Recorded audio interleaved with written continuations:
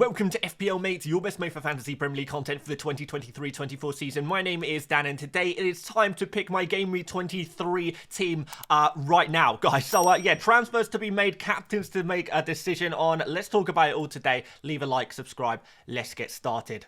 First of all, a look at our Game Week 22 scores, and it is once again a case of what could have been a really frustrating week again for me, with not really too much movement in the rank. But again, we were super close to doing something magical. In Game Week 21, we did the same thing. In the team selection video for Game Week 21, I had Jota in instead of Foden. Imagine if that came off, I went for Jota instead of Foden. That was a 50-50 decision, and it ended up not going quite right for me. Then in Game Week 22, well, what did I do for my team selection video? Well, I did the De Bruyne transfer in that video, and I put Alvarez as captain, but in the end I chose in a 50-50 decision to go for De Bruyne instead of Alvarez. So really disappointed to miss out on some points there. But even more so, another 50-50 decision in that video was, should I play Trippier or should I sell Gusto and move him to a Stupinian for a -4? And that's what I did in the end. I took the -4, I played a Stupinian, he got a fat 0 points, and of course Trippier got the assist and 2 bonus points, but it's lodged firmly on my bench. So yeah, we were so close to getting a really nice score this week, and the same thing last game week as well. Surely next time the 50-50 decision will go my way, because a few times recently it just doesn't seem to be quite working out. But at least the team selection teams are doing well, so maybe that's helping you guys out a little bit at least. And one more thing on Game Week 22, of course I correctly predicted that Brennan Johnson would be benched. What I didn't predict is that he would come on at half-time and score almost immediately. So another player that could have got me points in my starting 11. Really strange game week, particularly with the Brighton score. You know, I went in on Brighton with a double up, and it really didn't pay off. Who saw that coming? If you did see that coming, please let me know, because I'd love to hear some of your insights for the future, because there's no way I predicted that Brighton would lose by such a large margin to Luton. But hey, guys, we've got to keep trying. We are getting so close to some big FPL returns. We're going to try again this week. So we've got one free transfer and a whole load of money in the bank. 8.6 million to be precise. That is a lot. In goal, first of all, we have got Dubravka. And I'm really happy with Dubravka now. I'm really happy I still own him, because we've got a nice run of fixtures now for Newcastle, with Luton at home up next. And I do like the look of Newcastle over this fixture run. They do look like a team that can start to improve on their form a little bit. They've had more rest. They've had a lot of players, particularly in defence, come back from injury, and there's less fixtures coming up as well. So hopefully it's going to be a lot easier for Newcastle to start picking up some points again. And Dubravka, we know what he's like. Even if he isn't keeping a clean sheet, he makes so many saves, so that is definitely going to benefit him. You feel like he's only one clean sheet away from a really nice big score because of those saves, because of the potential bonus points that come with those saves made as well. I think he could do really well in the near future. In defence, we've got Trippier, so a double up in the Newcastle defence against Luton. It's very nice to still own Trippier, and I do feel kind of grateful that I didn't sell him and I ended up keeping on to him, holding on to him, because again, the fixtures look nice. We like Trippier because we know, and as we saw last game week, if he just gets a clean sheet or a 1 assist in a game, he's also going to be on bonus points. So we're looking at good scores, good, solid, strong scores with just one decent action from him. That's all you need, and you're going to get a nice score from him. So hopefully he can repay the faith over these next 3 fixtures. We've got Pedro Porro up next. Everton is the fixture. Don't think that's too bad, really, considering that Everton aren't really scoring goals at the moment. A couple of 0-0s for Everton, and maybe even Spurs, who do like to concede a goal, could maybe keep a clean sheet there. Pedro Porro attacking as always. We'd like him for that, and I think he can produce some results here. And we have got Purvis Stupinian in my team again for this game week. I didn't just bring him in for one game week. I brought him in for a couple of game weeks. Obviously, last week, the decision to bring him in maybe backfired a little bit, but at the end of the day, Trippier was flagged, Gabriel was flagged. I wanted to have that cover, and I thought Stupinian was a better pick than both Trippier and Gabriel, and maybe he could do the business there. But yeah, we'll roll again with him and see what happens. Brighton seem to be such an unpredictable team at the moment, but in general, Stupinian has been getting good FPL scores recently, and you know, getting goals, getting assists, not just in the Premier League, but in other competitions as well. So I still think he's a good pick. Still think he's a very good pick, and Crystal Palace, I think this could be nice as well, particularly if Crystal Palace do rest the likes of Eze and Elise, who did come off in their last game against Sheffield United with maybe minor issues, but they might be back, they might not. If they're not, that's going to mean Crystal Palace are going to go back to struggling to score goals, and maybe Brighton can capitalise on that one. But again, Estupiñán, a player you own for your attacking returns, which is the theme of my defenders this game week. In midfield, we've got De Bruyne, a nice return to action from him in game week 22. Thought he looked really good, really sharp, you know, with that set piece action. That looked really, really nice, didn't it? Very, very good stuff. I really do think with De Bruyne and Haaland back in the Man City team, these guys are going to cook. This could be unreal, couldn't it? Now, Brentford is a fixture that previously we might have said is actually a little bit of a hard fixture, but I think if you look at Brentford recently, they're conceding so many goals at the moment, and it just doesn't seem to be quite clicking with them defensively, particularly in the goalkeeper's kind of situation for Brentford. So I do think Man City, carrying their form from last week against Burnley, can score goals in this fixture as well, and will score goals in this fixture. So very happy to own some Man City fixtures in this game, because I can definitely see them scoring, you know, 3 goals in this game, maybe even 4 if they go on a nice little run there. So that could be decent. And the fixtures after that are great as well with the double game week. So in general, Man City, a team I'm very happy to triple up on right now, and De Bruyne is going to be at the heart of that, provided he can get some game time. Do think he is probably going to start this game week, but he's not nailed. Saka is up next. Liverpool, a difficult fixture, but Saka again proving the doubters wrong last game week. It seems like people, one week they say, oh, Saka is a must sell. The next week people say, oh, Saka is a must keep. People's minds change so much on Saka. It really is the player people are so fickle about, but in general, I think he's just a player to stick with as long as you, you know, if you've got bigger problems in your team, you're not going to remove Saka from your team, are you? Foden up next. A little bit disappointing seeing him out wide, but he did create a couple of chances from that position, and he always takes the odd shot, maybe not always in the box, but he does like a shot. And in general, when you look at some of these other Man City players, particularly in the attacking positions, Foden is one of the more nailed on guys at the moment, which is definitely something we like the look of in this busy fixture period for Manchester City, where they've got, you know, FA Cup games, double game weeks, Champions League coming up soon. Foden is definitely going to be the kind of player that we need to have if we want to attack these Manchester City fixtures. And finally in midfield, we've got Cole Palmer. Really unlucky last week not to get a couple of penalties in that game, but we'll leave that in the past. Next up is Wolves, who, you know, conceded a few goals against Manchester United this game week, which was quite fun. Yeah, Palmer, definitely a player to look, you know, at. When we look at Chelsea, if they're going to get attacking returns, it's going to come through Cole Palmer. We know this already. That's why he is such an amazing FPL asset. Moving up front, we've got Ollie Watkins, another player proving the doubters wrong last game week. And this game week, a game against Sheffield United. Now, previously when Watkins has played the likes of Sheffield United and Luton, I've been captaining Watkins and he has disappointed. Maybe not a player who always delivers in some of those smaller games. But I have to say, Watkins' numbers are looking much better recently. The last few games, his numbers are up, and I think he can continue that trend and hopefully get some more attacking returns in this game against Sheffield United. It is a good fixture. Whether we look at the past, see what happens or not, you know, it is a good fixture, and Sheffield United aren't suddenly going to be defensive beasts against the likes of Aston Villa, who are a very strong attack. Next up, Julian Alvarez, which is a really interesting one. A lot of people looking to sell him this week, but I actually think he's got a good chance of starting. He didn't play the full 90 in the last game, and it could be that he does start again. Obviously,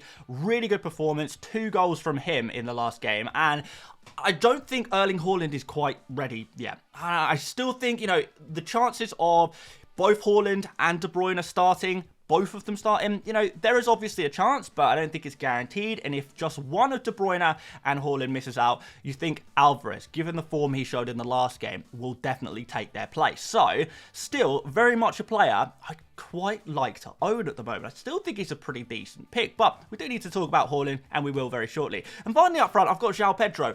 Really, really disappointing since I brought him in. Bit of bad luck with the injury. Don't know quite yet how significant the injury is. So I'm going to be keeping an eye on that one over the next 24 hours. I hope he's good, because I really, really like him for this run of fixtures. Then again, I said that last game week and the week before. But look, he's a guy in form. He's scoring in the FA Cup. Why can't he score in the Premier League? There is no reason whatsoever. So he is going to do it, but he has to be fit first. I guess we'll find out more about that over the next 24 hours, and we can make a decision of whether we can play João Pedro. Now, on my bench, I've got Turner. I'm not going to start him ahead of Dubravka. We've got Brennan Johnson. Again, not really fancying him for a start against Everton, but maybe he's enough to cover João Pedro. Not sure. Spurs fans, what do you think? Will Johnson come back into the Spurs team after his heroics from last game week? I'm not really sure, to be honest. I think it's probably going to be the same in those front positions. But, you know, Johnson's always got a chance, I suppose, and I don't know whether to remove him or not. We've got Gabriel against Liverpool. Don't really fancy anyone to keep a clean sheet against Liverpool right now. They are on fire in the attack. And Taylor, still not sure about his injury, but not really looking to play him anyway, so he stays firmly on the bench. So, looking at my team, I need to figure out who I'm willing to sell and which transfers I could think about making. So, looking at my team, I'm actually very confident in my defense at the moment. Crazy, I know, but I can't really think of 3 defenders I'd rather have than Trippier, Porro, and Estupinian for Game Week 23. It is a really nice kind of defense there. And Dubravka in goal, again, probably one of, if not the best goalkeeper for this game week. So the top half of my team, I'm really, really happy with. When you move slightly further down, maybe not so happy. Now, we've got Saka there. I think, I don't think I want to sell Saka, but he is a player, again, as always, I would be willing to sacrifice if needs be. So he's not a player who is on the chopping block necessarily, but he's definitely a player I would consider transferring out. And up front, all of these players I would consider transferring out. Watkins, I think just because he is so expensive, again, another way, just like Saka, of freeing up some money would be to sell Watkins. Aside from that, we've got Alvarez, who is not 100% guaranteed for minutes, which is annoying. And we've got João Pedro, who is potentially injured, which is annoying. So my forwards, not totally happy with. I think if I was on a wild card, I would have 3 entirely different forwards to the ones I've got right now. So those are the kind of areas I would be looking to spend a transfer on. Of course, on the bench, Brennan Johnson is another player I probably am looking to remove in the near future, particularly as I'm looking to cover Game Week 26, where Spurs will have a blank alongside Chelsea and Liverpool and Luton there as well. So,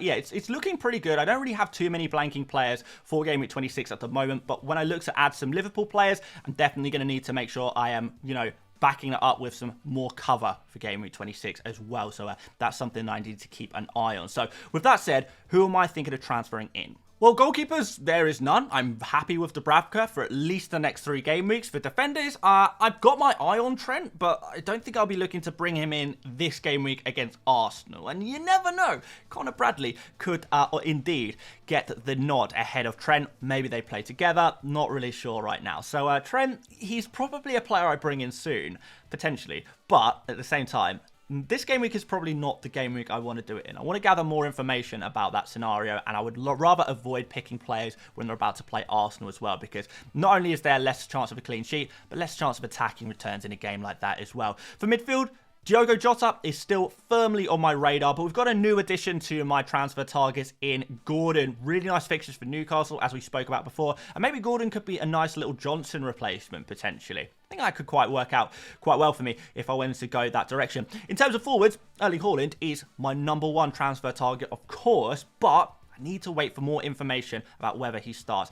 Now, a lot of Manchester City fans, they are not convinced he's going to start yet. It's going to, you know, take some time for him to build up minutes before he goes all in, playing from the start of the game. We've already seen it with De Bruyne, had 3 substitute appearances before his first start. Could we see a similar situation with Haaland, seeing him get 1 or 2 sub appearances before he first starts again a game? I'm not sure, and I'm not convinced he's going to start. Even if he does start, are we going to see a Haaland that is a little bit rusty? I think there are a few reasons to maybe be off Haaland. Of course, all of this changes if we get some early team news, which I'm hoping we will, about Erling Haaland and whether he will start or not.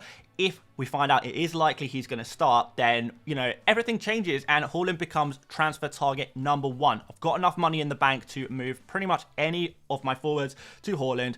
I can just do it very, very easily. We've got Tony here still on the transfer target list, as is Darwin. Solanke's back on my transfer targets as well. I think all of these forwards are fantastic, and I would definitely like to have some of these to replace the current forwards that I have. Erling Haaland, though, is obviously target #1, and I think he's got to be the priority if he is going to be playing. So a lot of transfers are going to depend on that. So here are my options. If Haaland is likely to start, we get that early team news, and I hope and I think we will, then Alvarez out, Haaland in. It's very, very straightforward. I'm already tripled up on Manchester City, so the only way I can get Haaland in one transfer would be to sell Alvarez. But in a way, that is still a decent advantage because, you know, a lot of people don't have the money in the bank. I am fortunate that I do, can make that transfer, straight switch, very, very straight and simple and straightforward. So that would be pretty nice to be able to do that. Of course, in the future, Alvarez is going to see his minutes reduced more and more and more as Haaland and De Bruyne get more and more minutes. Things are going to switch around for Alvarez. He's not a good long-term pick, but I still do think there's a good chance that Alvarez does start this game week. So if we see Haaland is not likely to start, then we stick with Julian Alvarez and we take a different route. So if I need João Pedro or Johnson cover, so if we, you know, João Pedro looks like he's going to be injured for at least a game week, maybe 2 game weeks, then maybe I need to cover him. And I'll be doing that by going Johnson to Gordon. I think that's quite a nice move, getting Gordon into my FPL team because I think he's going to be a good FPL asset over the next few games. I am going to get early team use from Newcastle by the looks of things as well. So we could even see Gordon playing as the central striker, which would be really, really nice if Isak is indeed injured. But there is option C as well, which is just to wait for more information. Don't rush any transfers this week. If Haaland is not likely to start, if I think that João Pedro can play or Johnson can cover him quite well, then maybe we just wait for more information and that's the play for this game week. So for the purpose of this video, I think we wait for more information. Really, really don't want to commit to anything right now because honestly, I don't know. I really need more information before securing my team, and considering we are just 1 day away from deadline, hopefully that information comes in sooner rather than later, because there's decisions to be made. But I think in an ideal world, I would probably roll. In an ideal world, Alvarez starts, João Pedro is, fit and available for this game against Crystal Palace, because I want him for these fixtures. I really do genuinely still believe he is a good pick, and I want to see what he can produce. I want to give him more of a chance before having to let him go. Really don't want to sell him, but injuries might force my hand in that regard. I'm not even really sure what forward I would go for necessarily, but yes, Haaland could maybe come in as well for Alvarez, but yeah, let's see what happens. For now, this is where I'm at. In terms of captaincy, right now my captain's armband is on De Bruyne. That could potentially change to Alvarez again. It could change to Haaland if he's starting, because you've got to back the robot even if he is a bit rusty. And vice captain's currently on Watkins. I think just to cover myself, don't want to go for 2 Man City captains and vice captains. I'm not really sure where else I would go. João Pedro, not quite convinced. Palmer, not sure it's the right week to captain him either. And Saka is playing against Liverpool, so it makes kind of sense to go for Watkins as my vice captain just by process of elimination. So yeah, let's move on. I want to have a look at my AI recommended transfers. So we are once again on the Fantasy Football Hub My Team tool. If you guys want to check this out, then please do click the link in the description. It does, of course, help out the channel. This is my Gameweek23 team. It does actually suggest that Gabriel's got more predicted points than the likes of Pedro Porro and Estupinian, so maybe something to think about. Johnson has only got 0.1 more predicted points than João Pedro, but I guess that will change depending on what this situation is. With the injury to João Pedro, which again, hopefully we're going to figure out very soon. Of course, I've just clicked on the AI transfers tab and we're going to find out what my suggestions are. And here is suggestion number 1 from the artificial intelligence to try and maximize my points potential. And it is suggesting Johnson to Bowen. Bowen with very high predicted points over the next few game weeks, but unfortunately, because that is such an upgrade, that upgrade is going to cost me the best part of 3 million. I don't think I can do it because I need to make sure I do have money in the bank to move for Haaland. So I'm going to say don't recommend Bowen. I can't afford to make that upgrade if I also want to do the Haaland move. So I'm going to say don't recommend, then recommend some new transfers for me. And this tool, it really is great for that. If you just want a transfer suggestion, it works it all out based on the underlying data, and bang, there we go. There's my second suggestion to go Alvarez to Haaland, and of course that makes a lot of sense. I think we all knew that was going to be a decent transfer, and the AI has absolutely smashed it out the park with that suggestion. I'm just going to try one more with no Alvarez sell. So if we think Alvarez is going to start, Haaland is not going to start, I'm going to click both of them to not recommend, and we'll go for one more recommended transfer to see what else it has got for me, and then we'll leave it at that, because it is good to gather some ideas, and boom, there you go.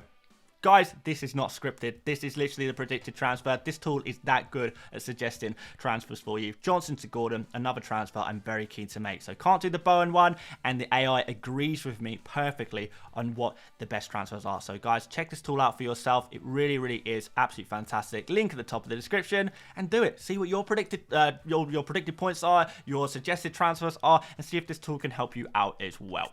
Thanks so much for watching, guys. If you did enjoy, make sure you drop a like. Do subscribe if you're new around here as well, because I know around 40% of you watching are not subscribed to this channel. And we're trying to hit 200,000 subscribers in the next, I don't know, few months maybe. But guys, thank you again.